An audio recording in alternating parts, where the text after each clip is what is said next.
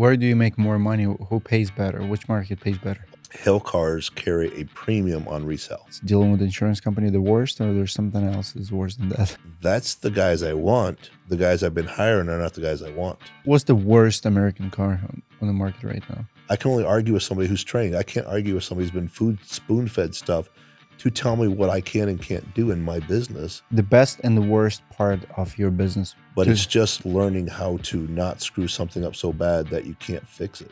When would you say it costs too much? What are the rules? I don't want to touch a 1.5 million 1932 Cadillac. How many times you get what you ask for? I don't care. I can drive it that way. I need a new flat screen TV, or I need to pay off my kids' braces.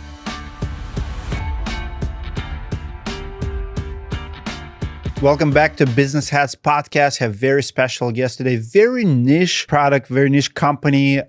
Woody Casey in the house. Local Minneapolis business owner. Absolutely love your shirt. Thank you. What's up with the shirt? Tell me the story.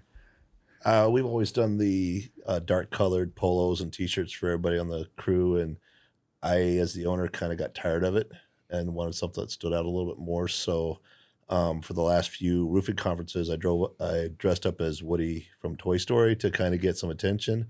And I got more comments at IRE with this shirt than I ever did dressing up as Woody. So I think it's here to stay. So love it.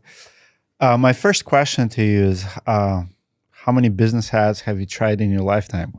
7. 7. Is dent removal business the last one, or is it one of the 7? Or it's one of the 7. It's the one I've done the longest. I've been doing paintless dent repair since 1995. What else did you try to do? We did a vending company, a trucking company, a salon, a body shop. I know I'm forgetting stuff. So, body shop to dent removal, is it similar business? Are you still in the body shop business? Or yeah? No, we terminated our lease. They legalized marijuana in Denver, and it raised all the rates on commercial property. And it just wasn't it was cost prohibitive to keep it open. So we went to a smaller venue just to focus more on the paintless dent repair side of it and got rid of the body shop. Oh, I didn't think about that. I was watching Marcos Lemone's piece on marijuana places. So it affected all the small businesses like that. It did. It drove a lot of them out of business because rent went from a normal shop space, $3,000 to $9,000. Do they smoke a lot of weed there? They do. Well, it was the first state to legalize it medically and legalize it recreationally. So it really went through the roof. So $9,000. Yeah, that's from $3,000. We were looking. Our shop we were paying $3,000 a month, and we went to they were going to ask $9,000 a month because they wanted to turn it into a grow. How many businesses like yours went out of business, or like you've seen similar stories, couldn't afford it anymore? There's several that either went out of business or consolidated. We've known a lot of, so over the last 10, 15 years, we've lost probably 40% of the body shops in the metro area in Denver due to either weed or COVID. Wow. Crazy.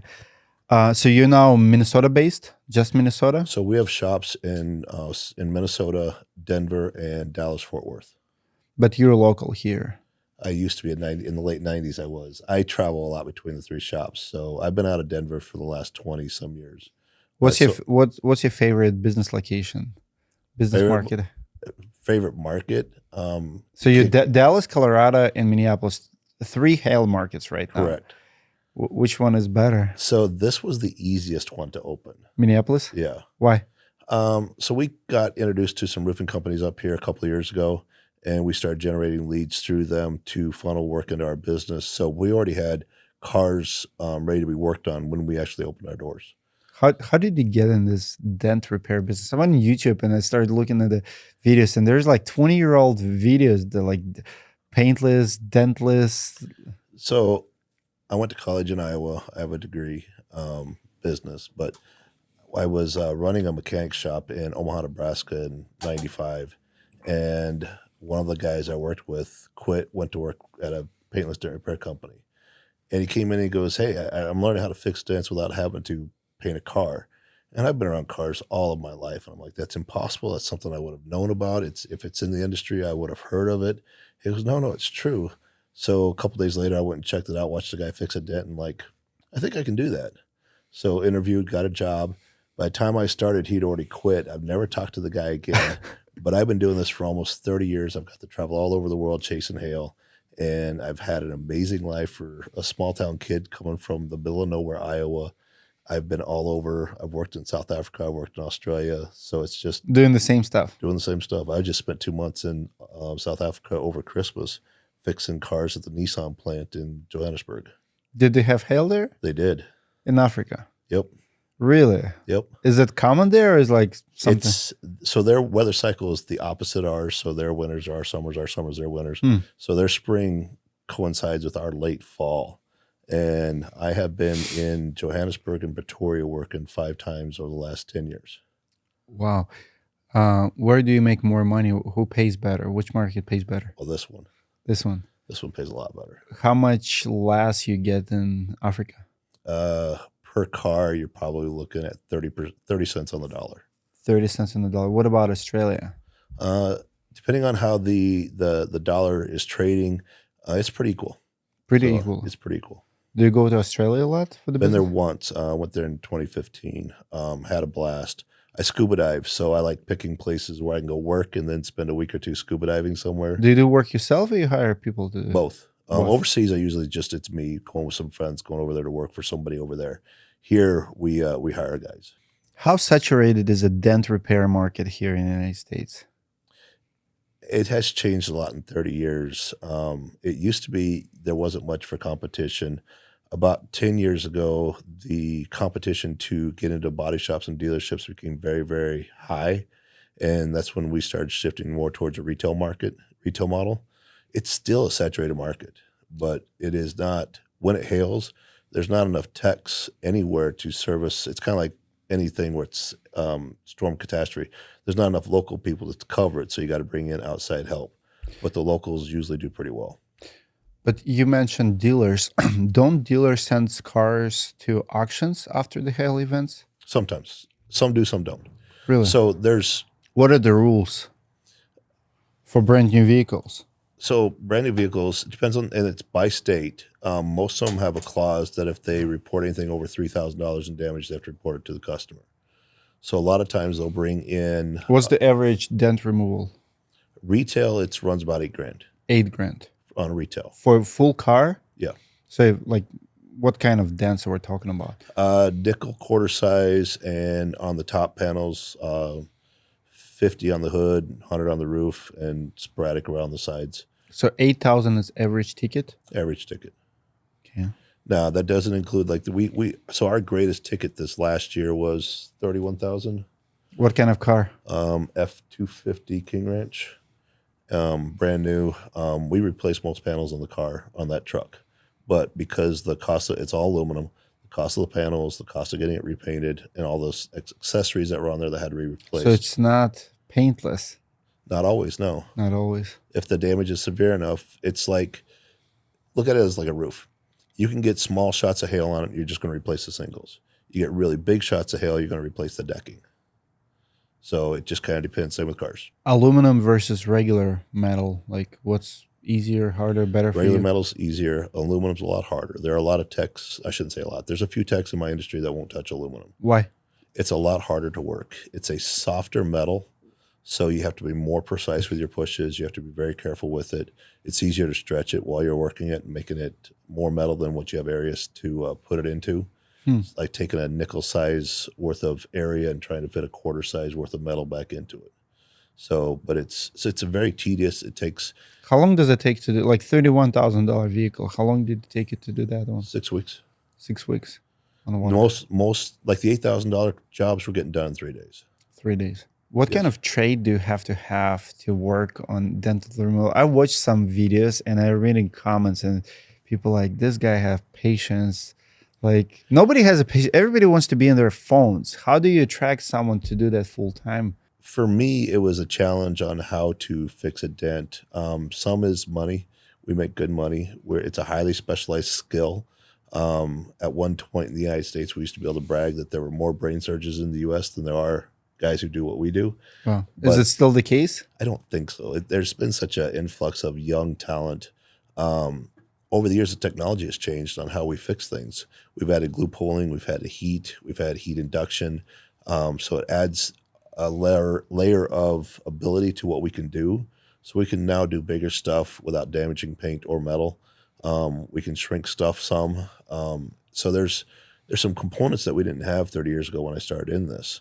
So the ease of training now compared to when I started, there's a lot of shortcuts that are viable ways of getting stuff done that we didn't have. So training's easier now. So guys can get into it faster. When I used to, and I still do training a little bit selectively, I'll take a guy and I'll tell him it'll be 6 months probably before you touch a live car, depending on how hard you work and how hard you push. And now it's probably 2 to 3 months. But it's just learning how to not screw something up so bad that you can't fix it. So, because if we screw it up that bad, we're going to have to get it painted because we don't have physical contracts, but the expectation from an insurance company is the car has to be back to pre-loss condition, meaning you can't tell it was ever damaged. And if we can't fix it with the paintless dent repair method, we have to have it painted. Do you ever have disputes with insurance companies that it's not, or with the customers that it's not pre-loss condition? Like how many disputes out of 100 jobs, how many disputes do you have?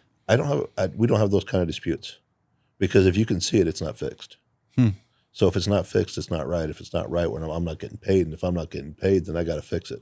So if the car is completely dented from bumper to bumper, $8,000 on average, 3-4 days, and you cannot see anything. Right. Because if you can see it, then we didn't fix it to pre-loss condition.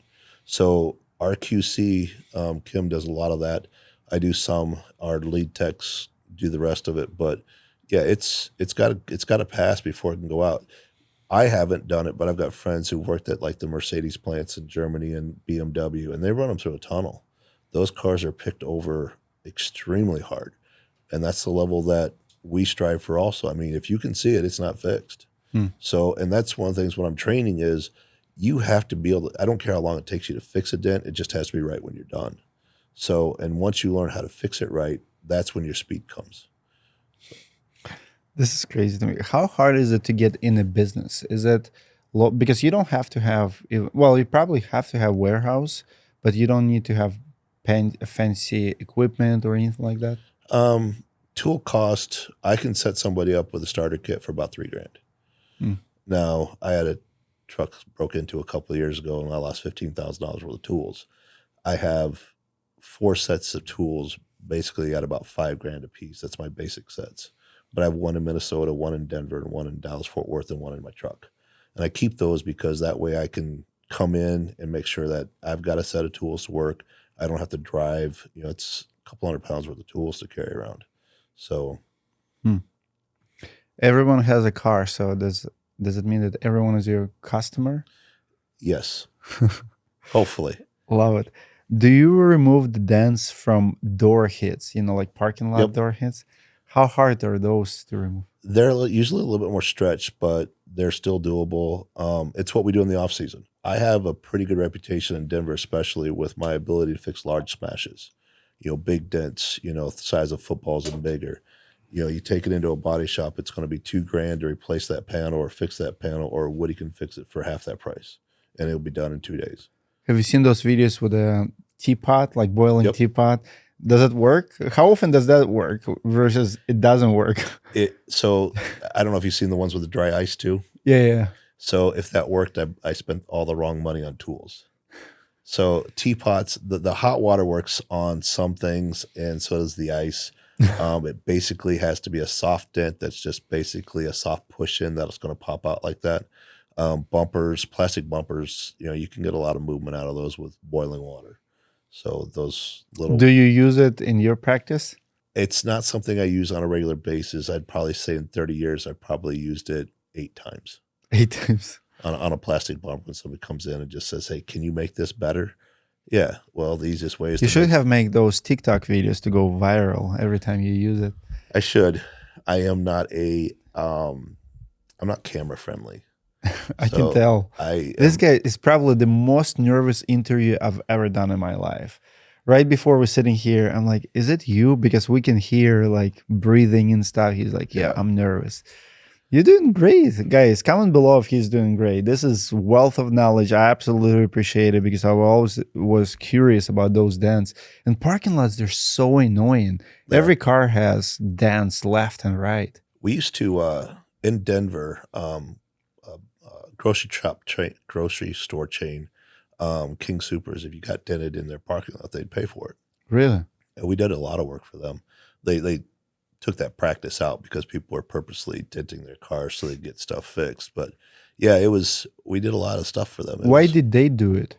Like, because how is it customer like, service? But it's not your liability. It started with shopping carts, loose shopping carts. Oh, I see. And then it was kind of, people would say, well, I don't know what happened to it. I think maybe a shopping cart is probably a car next door, car door next to them. But we did a lot of those. We do half a dozen a year or so. How about vandalism claims? Like when people on purpose most of the time that involves a lot of paint damage, and we can get that fixed. We work well with local body shops to get that kind of stuff handled. We want them to bring the car to us to keep our clientele, but we do work with body shops to get that stuff, farmed out and get it done. Same reason we do it when it hails. I don't know what it is. Every time I buy brand new cars, within 2 weeks, either my kids running a bicycle in it or someone, like I have green Toyota Sienna. Like within 2 weeks, I have 2 massive dents on the doors. It's like people, it's just, you become a magnet. I had a client one time brought in their Suburban, and it was the back, instead of barn doors, they had the fold down, and he had 25 large dents in that tailgate. 24. And I'm like, so what happened? He goes, I caught my son practicing hockey using that as a backstop. Can you fix it? Yeah, of course I can fix it. So yeah, we get kid dents a lot. I'm going to bring you my car because I have 21 Toyota Sienna, top of the line, like beautiful car. My wife loves it. But I have 2 dents on the doors from someone smacking it. Like you that's going to be a next job. Tell me when it's off season and I'll bring it to you. Right now? Well, it just hailed in Chicago, yesterday? Yesterday it hailed in Chicago, so the season's ramping up. So if you want to get it in now, you better get it in quick. All right, so February it hails in Chicago. It did last year too. It's 2 years in a row Chicago's gotten hit early. Very cool. Share another crazy story, one of the craziest jobs you ever done. That you put me on the spot. It's hard to think. I've done a lot. Okay, I will tell you one that I didn't do it. A buddy of mine fixed the Stanley Cup. Stanley Cup. It was a Ryder Cup. No, it was a Ryder Cup. Ryder Cup. Yeah, it was a Ryder Cup, had a dent in it. So there's some videos before and after. He did a wonderful job. His name's Ray Sapnew. He's in Chicago. Did a wonderful job. It's amazing some of the stuff that we've gotten. The hockey one's probably one of the craziest. We fixed deer hits, especially in the mountains of Colorado. We get a lot of deer. A lot of fancy cars like Ferraris, Lambos. I've done. So there's a guy in Rapid City, South Dakota. He's a VP of one of the ammunition companies up there. And he has a plane for his cars. And he'll fly his cars from Rapid City down to Denver to have the oil changed. Wow. What? It's you get to a certain level, it's stupid money. But so if he has something on there, every once in a while I get a phone call and I got to go to the Lambo dealer or the Ferrari dealer, wherever they're at. There's no oil change in Rapid City? Not a certified Ferrari dealer that does them. And in order to keep their value and to keep the miles off of them, you gotta have them serviced. What about like planes, small planes? Do you work on those? Back in 02 or 04. So I took pictures with a flip phone. That's how old it was. A guy flew from Omaha to Denver in a hailstorm. So I fixed the leading edge on a Cessna on both wings. Wow. It took me every night for about 6 hours a night for 2 weeks to fix the leading edge because it's got these 4-inch aluminum panels, and as long as they don't have to break the rivets to pull them off, they don't have to have it re-inspected. So as long as I could get them flat enough to where he could paint them, he was fine. I way underbid it. It was the first time I'd ever done it, and I wouldn't recommend doing it. I've done refrigerators. I've done fire trucks. I've done anything with metal on it, I've attempted. Garage doors, I've tried. Metal's too flimsy for most of them, but you get somebody calls, hey, I just had this decorative thing put in. We do a lot of tanks and fenders for Harley Davidson. Hmm. So there's a company in Denver, Gunslinger. They stuff gets damaged and stuff, so we'll fix stuff for them. Very cool. What's not, I guess, not repairable as far as like paintless goes? Like, does it have to be punctured? Anything that has paint damage on it. So I use hailstorms because that's what we do a lot of. During COVID, we had a lot of problems with getting parts in because supply chain issues. Everybody, you couldn't get parts. So we would fix roofs that were beyond the scope of what we normally do or had broken paint on it. Usually, if we break paint on a hood, something that's easy to bolt on, take off, put back on, we'll just put a new one on. Roofs are things that we're iffy on whether or not we'll put a roof on. So there's a lot of those stuff that we'll get them close, and then the body shop can just mud it and paint it from there. You get certain size. If you look at something, you can tell that the amount of metal is bigger than what it used to be. So you take a flat area and you stretch it out like this, and it goes in deep. It's probably on what we can do because you just can't shrink metal that well. So there's a couple of things: broken paint, punctures, and anything that's stretched too far to fix. How do you keep your brain occupied for hours of doing this work? Like listening books, music, radio? I do a lot of books, audiobooks. I've done TV shows, especially ones I've already seen. I'll have them on in the background, and it'll be just something that keeps my mind occupied because I've been doing this for so long. When you're new at this, you got to concentrate. You got to make sure your pushes are precise. You gotta concentrate. So it's using most of your brain power. But I've been doing this so long that I can almost not look at a dent and fix it because I know exactly where the tip of my tool is. I know how hard to push.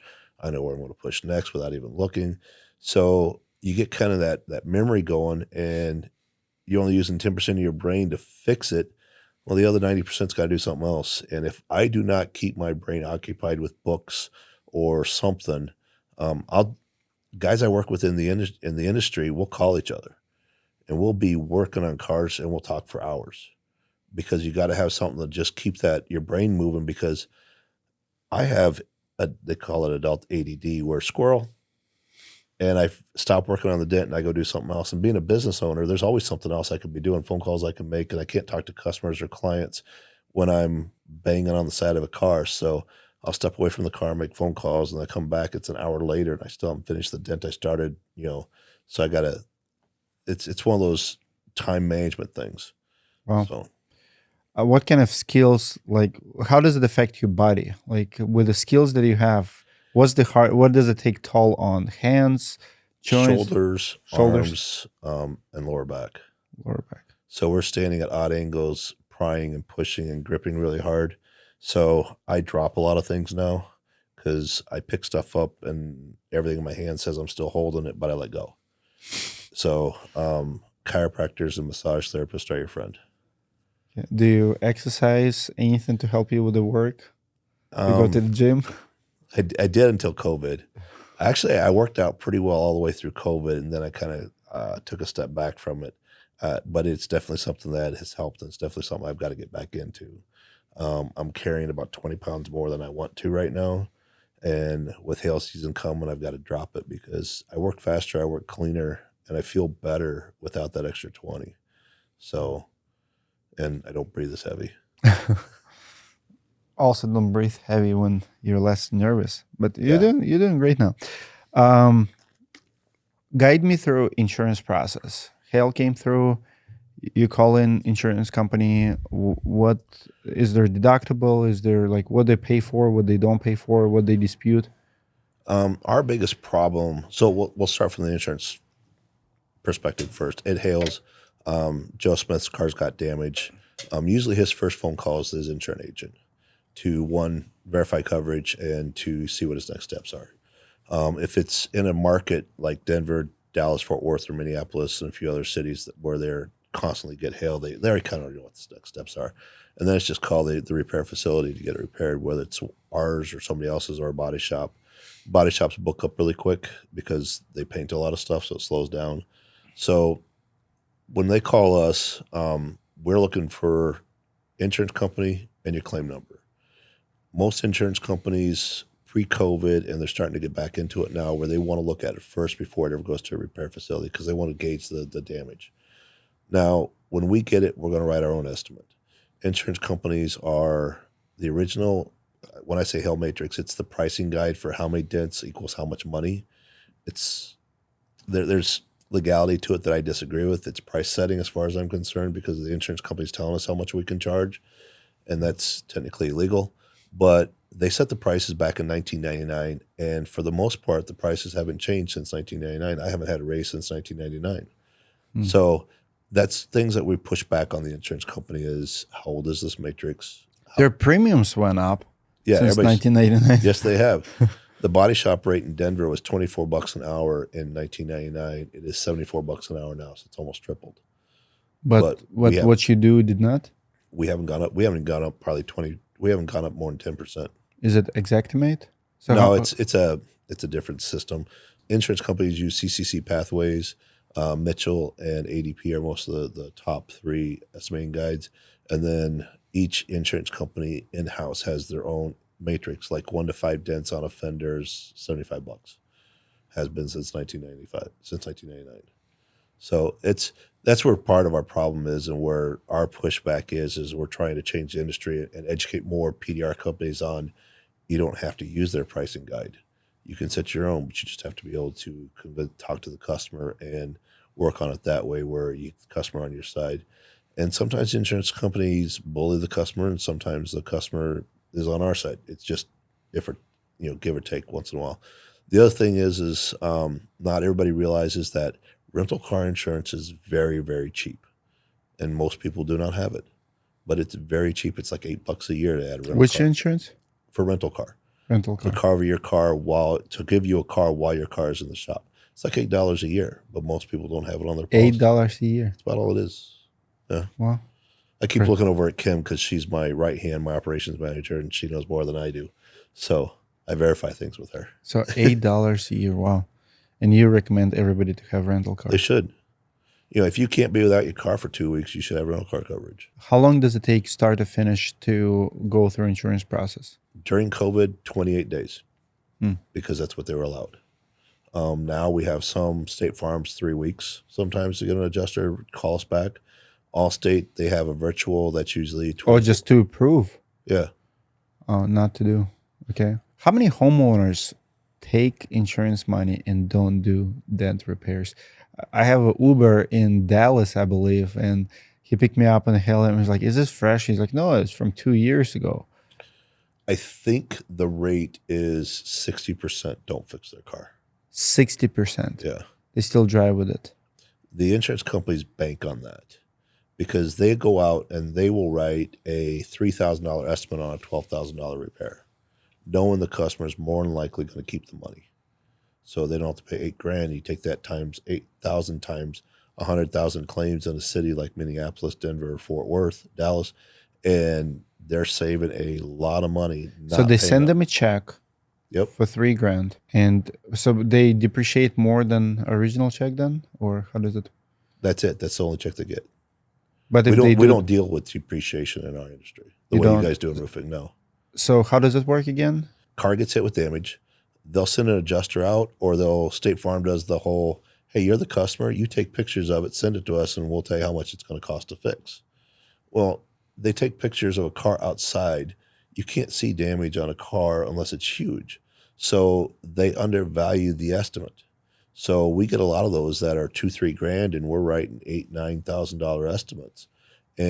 But since they don't ever bring the car to us, and the person who owns the car says, "Hey, I just got $2,000 for my insurance check for this hail, and I don't care. I can drive it that way. I need a new flat screen TV, or I need to pay off my kids' braces, or whatever bills are due at the time." So, and that's 60%. 60% of the people do that. Yes. Wow, that's insane. And if they come to you, how do you get it up to 8? So they bring it to us. They'll bring us the original insurance estimate if they have it. We'll contact the insurance company if they don't. We'll write our own estimate and we'll submit it to the insurance company. Same as in the roofing industry, it's a supplement. Yep. And we wait for approval, or we wait for somebody to call us and argue with us. What's the approval rate? How many times you get what you ask for? Get what we ask for? Never. We'll ever get what we ask for, but we get what we can settle for. So how much you settle for 70%, 80%? We're usually closer, probably 90. 90%. Okay, sorry. There's some add-ons, some admin fees and stuff that they won't pay, but we add them in there. So sometimes they will, sometimes they'll do them at a reduced rate. Our biggest push and our hardest, and we've changed the way we've done our estimates because of this, is that hail matrix thing. We don't use a hail matrix. We put a dollar amount per panel, and it gets us away from being tied to an insurance company's standards on what that panel should pay. So if we don't tell them how many dents are on that panel and how size they are, they can't go to their little cheat sheet and say, this is all we're going to pay. We say, this is the price that it's going to cost to fix it. It's within market value. It's within everybody else's. It's in line. It's not out of line. We're not charging $50,000 for a $10,000 car. It's $10,000. And we get a lot better rate of return on that process than we would if we went in there and said, so your hail matrix says 75 for 1 to 5 dents on a fender, and we want 150.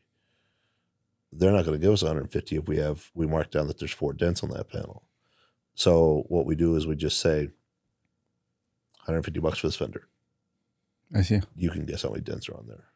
The best and the worst part of your business, would you say it's dealing with the insurance company the worst, or there's something else is worse than that? No, insurance companies is the worst part of it. It really is. It's a fight every time. And I've gotten out of that a lot.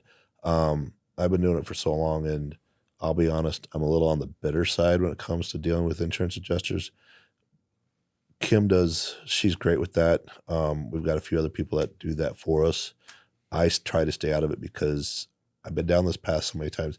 We had 2 adjusters different times at my shop in Denver come in, and the fender's on the front of the car, quarter panel's on the rear of the car. And I've had adjusters come in, so on the front quarter panel.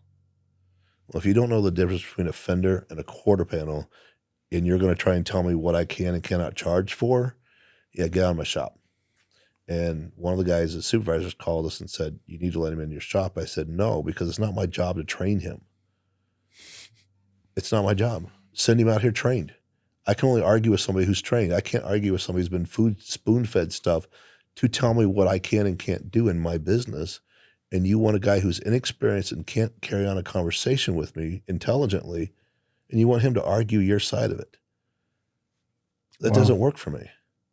No, that's a very smart answer. Guys, take notes. That's how you talk to not qualified adjusters on the field. Yeah. It's not our, whether it's your industry or mine, it's not our job to educate. They should come out there and argue. I mean, if you're going to have an argument with somebody, don't you want them to be prepared? Of course. To be able to carry on an Do your job. Do what you're supposed to do. When would you say it costs too much? What are the rules? Like, when do you write car off? Like, is it too old? So value. Value. So most insurance companies do 70% of value. So if your car is worth $10,000, if it's going to cost more than $7,000 to fix, they won't fix it. Of course. State Farm is the one that does, because of hail. Hail cars carry a premium on resale because all the big value stuff is not damaged. In an accident, you get a front end hit, the motor's gone, the fender's gone, all the front end suspension's gone. There's no value in that car. But in a hail car, all that stuff is still there. All the interior's still good. So they get the max amount at the auction. So State Farm, they total loss cars at 50% of value. 50%. Which really hurts a lot of customers. Why? You have a car that you can barely afford that gets you from point A to point B every day, and you're upside down on that loan. But you're making the payments and you're getting to where you need to be. But don't they replace it with a similar car? So if they total it. But if you're upside down, if you don't have gap insurance. So if you rolled some loans into a car, an auto loan, and your car's worth $10,000, but you got $14,000 worth of loans against it, State Farm's only going to give you $10,000. Hell, they might only give you $8,000 if that's where they value it at. So because you have kids, you spend a lot of time, or your wife does, both you do, running around, driving kids here, you put a lot of miles on a car. Well, you may have bought that car and you may have been $10,000 worth of a car, but by the time they get to depreciation, they get to mileage on it, the kids have trashed the interior a little bit. What should be a $10,000 car, according to the insurance company, is only worth $8,000. Now you're $6,000 upside down, but they're going to give you $8,000 and say, have a nice day. So there's a lot of customers who don't want their cars to total because they need that vehicle, because that vehicle is what they could afford at the time to get their kids to point A from point A to point B. So it's an inconvenience. So you mentioned the most expensive job you've done, $31,000, and the Denali or Ford. What's the most expensive vehicle you worked on? This is a story I love.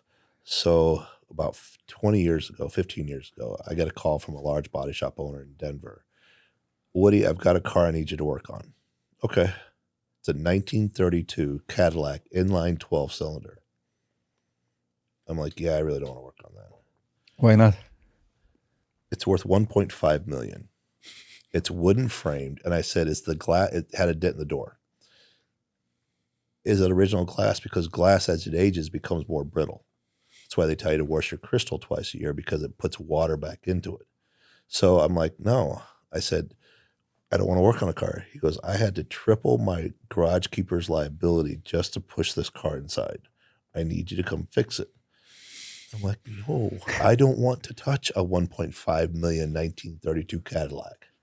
He goes, get your ass up here. So I went up there and I said, okay. I said, nobody can watch me. You all got to go somewhere else.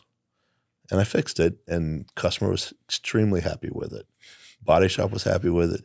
And then they pushed the car back, and they pushed it back up into the trailer and took it off to the next show. But that's one of those cars that you see once in a lifetime, and I get to fix one. But I was handshaking the entire time, because it's not like they make panels. It's not like they make window glass for it. If I had damaged it in any way, it was going to have to start over from scratch almost to redo that car. So yeah, it was a very, and I still get nervous even just talking about it, because I remember how terrified I was to touch that car. Wow. So What's the hardest vehicles to work on? Is it aluminum, or there's other hard as in like body types? Is it minivans, trucks? Is it sports cars? I'll answer that in two parts. One is access.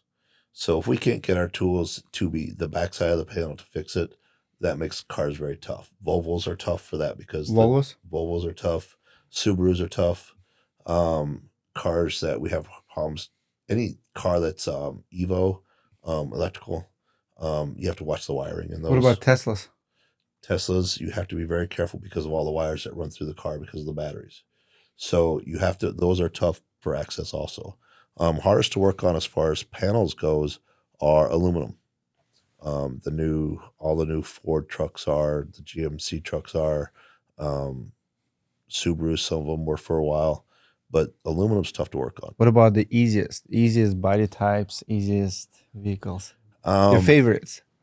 Easiest, Hondas. Volvos have some of the best metal. Mercedes have some great metal. Yeah. I have the biggest dents I've ever fixed that came out flawlessly were on Mercedes. Really? The metal is just amazing to work with. Really? Yeah. Is it quality of metal? Yeah. There's a difference. There's a difference between an entry-level Chevy and a high-end Chevy car. The metal's different in them. Really? Yeah. And what about Toyotas? Toyota, great metal. Toyotas, Hondas, Lexus, those are all great metals to work on. And Mercedes. So funny you said Mercedes, because I'm a Mercedes guy. Like I have like 8-9 Mercedes Benz in my life. What about BMWs or Audis? Are they compatible? BMWs are comparable to Mercedes. Audi they're up there. They're up there. So it's. But you still like Mercedes Benz? As far as like just a metal that works really, really well with us as technicians, you can't go wrong on Mercedes. Now, some of their aluminum and their glue that holds the panels together, like the hoods, the reinforcements inside the hoods, some of that stuff on the Mercedes is just ridiculous. You can't get a tool through it. You can't cut it. So over-engineered? Yes, we call it German over-engineering. Why have one screw when 6 screws, 3 clips, and 2 things you can't see can hold a panel in for you? They love hiding stuff. There was a Mercedes, I don't remember what it was. It's 20 years ago, but it had a 2-part headliner. So you had to loosen the back half of the headliner to get the front half down to get the back half down. And it's a pain in the ass. And it was just stupid. No reason for it. What about Korean automakers? Like, how's their metals? Like your Hyundai's, Kias? They've come a long way, especially the Hyundais. When the Hyundais first came out on the market, they were considered very cheap, and they were. But they're right up there with Hondas and Acuras and Toyotas as far as stuff easy to work on. And most of them, the nice thing about Hondas and all those is they come apart very, very easily, and they go back together very nice. Hmm. So we don't break clips. We'd have no issues with headliners. Hoodliners come down easy. For us, it's about. I mean, it's. Do you want to spend 3 hours pulling something apart to work on it, or 20 minutes? Mercedes, you're gonna spend 3 hours. Hondas, Toyotas, 20 minutes. Wow. They're a lot easier to get access to. The Hondas there for a while made the rear bumpers where you had to pull the taillights to drop the rear bumpers, or you had to pull the bumper to get the taillights out. It's a pain in the butt for when all I need is a taillight out. What about something like Hummers, like exotics? We get a few of those. When the H2s were out, we had a lot of those come through. But again, they're technically American made, so they're like Chevys and those. They come apart fairly easy. What's the worst American car on the market right now? Hardest to work with, under engineered. Ford F-150 panoramic sunroofs. There's no access, and it's all aluminum. Oh, wow. So you got about 6 inches of metal around the whole entire sunroof. There's no access, and you get some decent sized knots up there. And glue pulling aluminum doesn't glue pull very well. So, what do you think about new Tesla truck? I have mixed thoughts on that. I mean, if you just go from an aesthetic standpoint, it's ugly as hell. But I understand it, and I was talking to one of the guys out at IRE, and I said, "Your Tesla's got a dent in it." He goes, "No, it doesn't. No, it did, it did." But it's a dent I would see, and nobody else would, because of the angle and where it was at. Nobody in the world's ever going to see that but me, or somebody that does what I do. You think it's going to be easy to fix or harder to fix something? Because they actually known for dents and panels like already being offline. What's not? Yeah, I don't know. I haven't touched one yet. It'll probably be a year before I get in front of one. I don't know. I look at every car as a new challenge. Every time they come out with a new model year, things are different. So, the old Teslas, I've done a few of those. We've done some hail on those. They don't scare me like they used to. And the new ones, I mean, it is what it is. It's either going to fix or it's not. And that's the nice thing about what we do. It's either fixable or it's not, but I don't know until I try. And when somebody says, "Hey, can you fix this?" I don't know. I haven't tried it yet. How often does it happen that you cannot, out of 100 vehicles, that you cannot fix it? And I would say probably more like 2 out of 1,000 I can't fix. 2 out of 1,000. Yeah, because there's things that we look at and say, "No, there's nothing we can do for you," and there's things that we look at and go, "Yeah, I could probably make that better." What are you looking for here?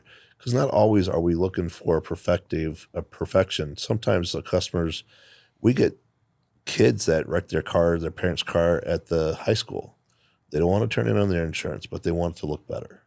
Can you make this so it's not noticeable? Yeah, I can. But if you want it perfect, you're going to have to go to a body shop because the scope of damage is just so bad. But I can make it so it's not noticeable. And sometimes we get people with the lease return that say, "Hey, my kid just ran his bike into the quarter panel. Can you fix this so I can turn them on lease?" Yeah, I can probably get it good enough for that. And we charge accordingly. Nice. So good work. You're definitely looking at my vehicles, like 100%. I'm gonna document it because I have dents in every single one of them.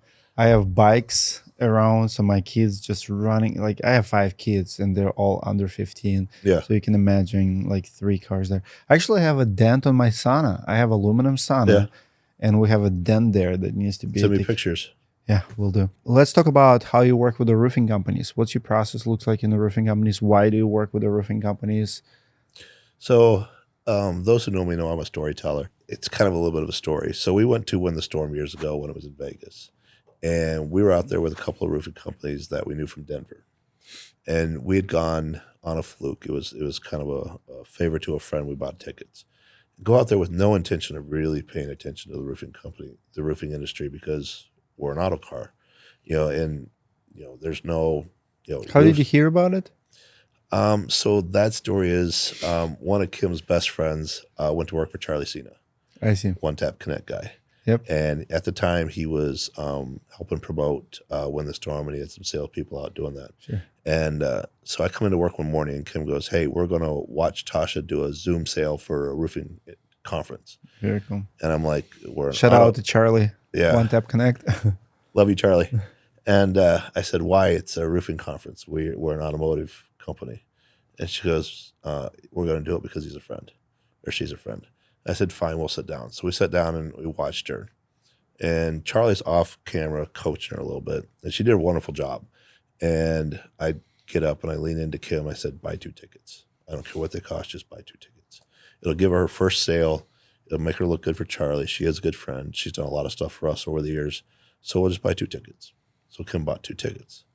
A couple months go by, and Kim goes, "We got these tickets for this roofing conference." Again, it's a roofing conference. We're an automotive company. She goes, "Yeah, but it's in Vegas." And I'm like, "You know what? You're absolutely right. We'll make it a company deal. Get 2 hotel rooms, get flights, bring your husband. We'll make it a company weekend in Vegas. Who cares if we go to the roofing conference? We'll just call it a business trip." Yeah. And I play poker, and so I'm like, "I'll just go play poker for a weekend. Have fun." So we went out there, and we're like, "Well, we got to go see what it's about." Walked into the roofing conference, and there's a lot of things that happen at that roofing conference. I can imagine. One, I met Sam Taggart, the door-to-door guy. Think the world of him. Shout out to Sam Taggart. Yeah, love you, Sam. So I sat in on his breakout session. I watched Anthony Domenico give awards to 19 to 26-year-old sales guys up on stage that made more than $1 million. Didn't sell $1 million worth of roofs. They made $1 million. And I'm like, and the last couple of years before this, we had tried. We need to fact check that. That's the perception I had. Of course. $1 million producers. Yeah. But I'm looking at these sales guys, and I've been trying to hire sales guys for a couple of years, and I realized that that's the guys I want. The guys I've been hiring are not the guys I want. And I'm not a sales guy. I am a operations person. I am a nuts and bolts kind of guy. I'm an introvert. I don't like crowds. I don't like being around a lot of people. So, which is why this is a little tough for me. But You're doing great. Thank you. I realized that I needed to figure out a way to hire those caliber of guys. So watching Sam talk and just being in absolute awe of a guy who can go on doors the way he does and take all those no's and just keep rolling through them. And that's not me. And I don't know how to hire or find those kind of people. But I realized that I'm walking around a room full of business owners who already have that skill set. So we come back from Win the Storm, and I sat down with Kim and our IT guy, and I said, here's the things that I heard from the roofing companies that already dealt with PDR companies. No transparency, no way to track leads, and they had no concept of whatever happened if they passed out cards or whatever happened. And so I said, so I need to build something that I can go out and promote to roofing company owners. So in our industry, my industry, we'll have companies that hire a sales guy. So they'll see a guy going door to door and say, hey, for every car you bring us, we'll give you $300. Well, if the guy's on the door for 4 hours, but he finds a car and he got to drive it to the shop, drop it off, come back, he's missing an hour to 2 hours worth of that door knocking time. And the owner of the roofing company doesn't know that. And if I was the owner of the roofing company, I'd have been pissed because I'm losing half of my guy's productivity every time he finds a car for that PDR company. Mm-hmm. I wouldn't want that out of my guys. I don't want to do that to somebody else. So I want a program that works with the roofing owner and says, here's what happens. Here's what we're asking for. So my IT guy says, well, let's build them a landing page. Let's put their logo on it. So when they're in front of the customer, it looks like their page. We'll put in there a little fill out form where it lists the customer name, first name, last name, phone number, email, and we'll get them to send that to us, and we'll put it into, we use Job Nimbus, and we put it all in Job Nimbus so we can track every lead given to us. So if 2 months, 3 months down the road, we schedule out, what happens if John Smith's car, we haven't fixed it yet. And you call and say, hey, Woody, one of my guys referred John Smith to you. What happened? We can go into Job Nimbus. We've got all our notes in there. It says we called, we contact, one car totaled, and they're waiting till spring break to get the other one fixed. Or we fixed 3, your check's in the mail.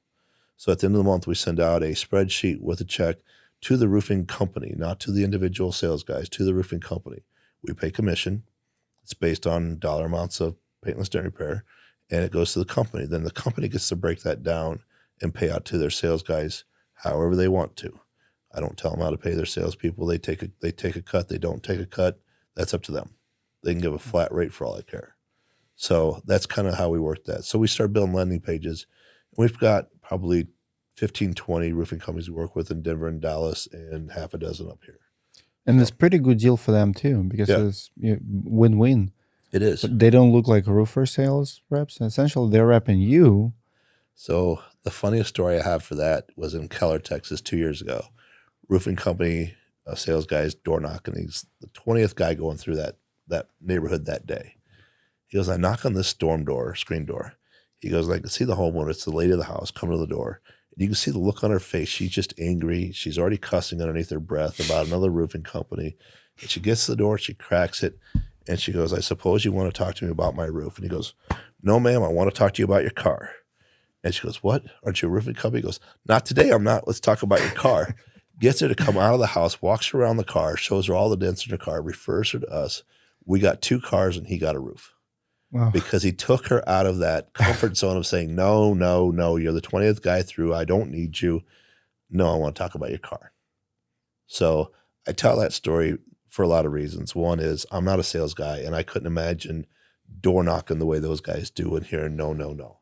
But I do know enough about sales that if you can get a person to say yes, or a person to move action, get them outside the house, get them out of that locked in no frame, you're more likely to get to where you need to be. Now, the other nice thing about our program is we track every lead given to us, and we track every lead that comes from that lead. And up here in Minnesota 2 years ago, or last summer, I guess it was, a lady was referred to us. She had 3 cars, 1 total, we fixed 2. About a month later, she calls and says, hey, my brother's car's got damage. Great. I said, do you still have the link that Nikki gave you? She goes, yeah. So I said, fill out your brother's stuff through that. So it came in, we called him, he brought 2 cars in. We said, has anybody looked at your roof? No. Would you like somebody to come out? Can we refer somebody to you? He goes, yeah. He says, I've been waiting for somebody to come knock on my door, but nobody's been in my neighborhood yet. So we gave Nikki that roof, and about a week later, he goes, hey, my best friend's car's got hit.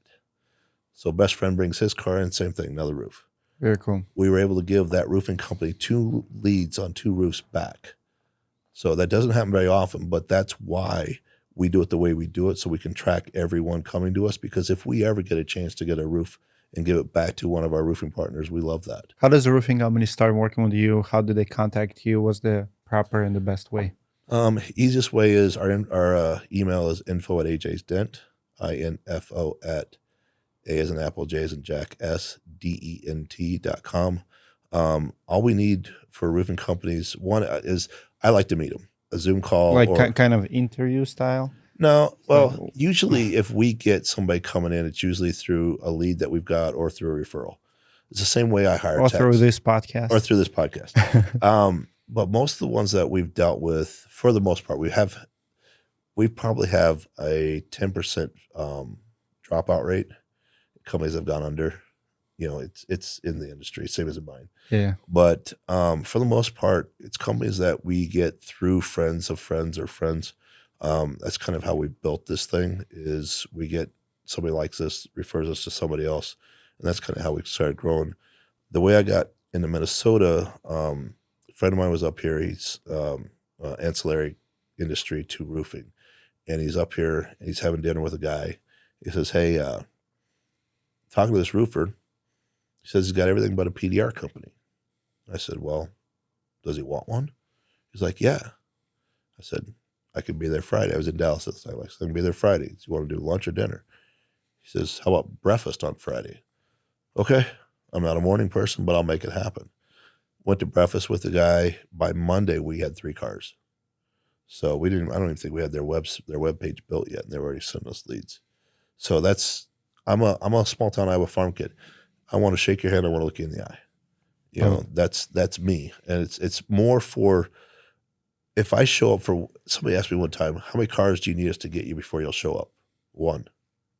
Like you'd come to Atlanta for one? I already have. I will.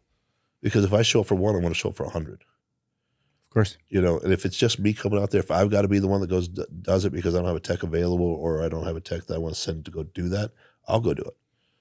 But I'm going to show up for one. And I'll always show up for one.